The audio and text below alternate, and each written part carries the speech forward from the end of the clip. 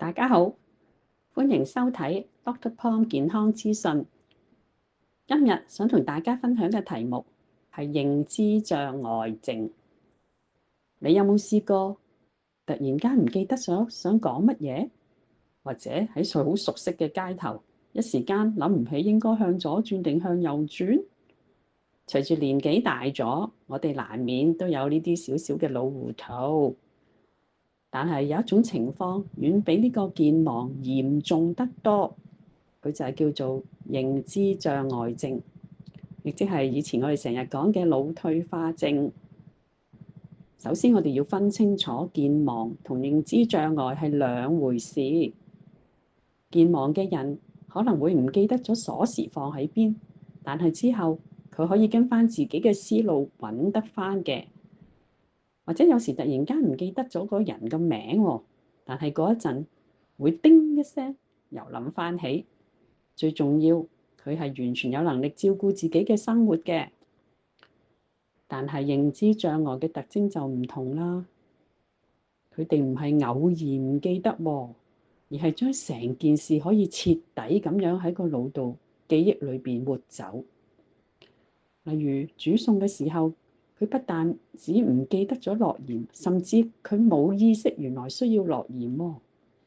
日日買完餸都經過嗰條街返屋企㗎啦，但係行行下佢又會迷咗路啦。或者重複嘅問問題，問完又問，好似錄音機咁 loop 緊機。而最簡單而最關鍵嘅分別，佢哋失去咗補救嘅能力。慢慢連基本自理都做唔到啊！點解會咁？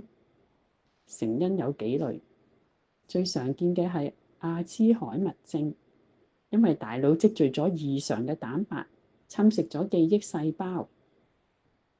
另外一種就係血管性嘅認知障礙，同中風、高血壓有關。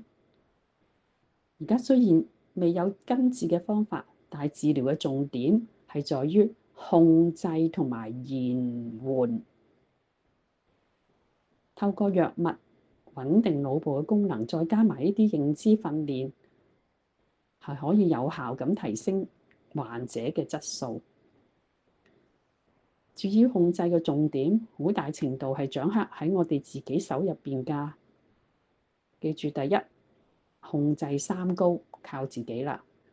高血壓、糖尿病、膽固醇係認知障礙嘅隱形推手，所以維持穩定就係等於保護我哋嘅自己嘅大腦喎。第二，保持腦部嘅活躍，活到老學到老，唔好怕。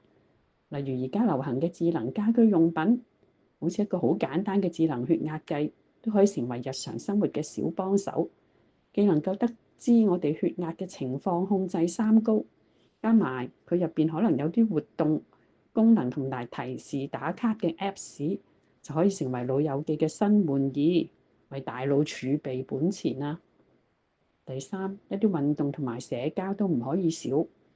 研究證明呢兩樣嘢都可以有效降低發病嘅風險。